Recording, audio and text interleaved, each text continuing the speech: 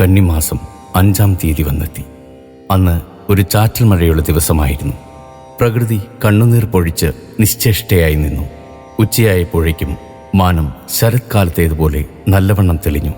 തൃപ്പാദങ്ങൾ കൽപ്പിച്ച പ്രകാരം അന്ന് എല്ലാവർക്കും ഭക്ഷണം നൽകി. സായാഹ്ന സൂര്യൻ പശ്ചിമാകാശത്തിലണഞ്ഞു.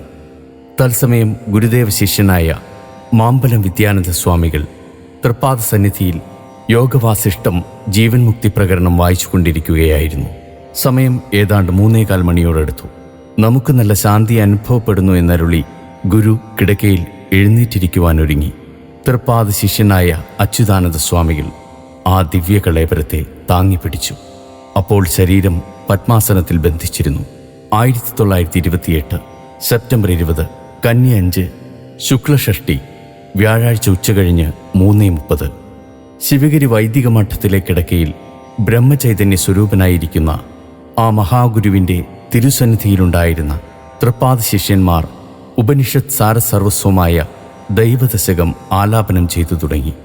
താൻ സജാതീയ വിജാതീയ സ്വഗതഭേദശൂന്യമായ പരബ്രഹ്മസ്വരൂപമാണെന്ന പരിപൂർണാനുഭൂതിയിൽ അഭയാവസ്ഥയിൽ സച്ചിദാനന്ദ സ്വരൂപനായി പരമ്പൊരുളിൽ മൃദുവായി മൃദുവായി അമർന്നുകൊണ്ടിരുന്ന ആ ജീവൻ മുക്തൻ്റെ തിരുസന്നിധാനത്തിൽ ശ്രീ ധർമ്മതീർത്ഥ സ്വാമികൾ, സുഗുണാനന്ദഗിരി സ്വാമികൾ, അച്യുതാനന്ദ സ്വാമികൾ, നരസിംഹസ്വാമികൾ തുടങ്ങിയ ശിഷ്യന്മാരും ബ്രഹ്മചാരികളും ചേർന്ന് തൃപ്പാദവിരചിതമായ ദിവ്യസ്തോത്രങ്ങൾ ഭക്തിനിർഭരമായി ആലാപനം ചെയ്തുകൊണ്ടിരുന്നു.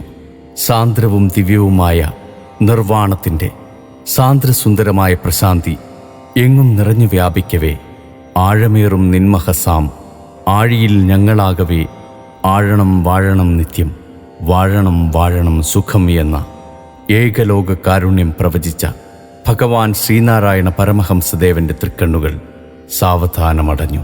ഭഗവാൻ മഹാസമാധിസ്ഥനായി. ജരാരുജാമൃതി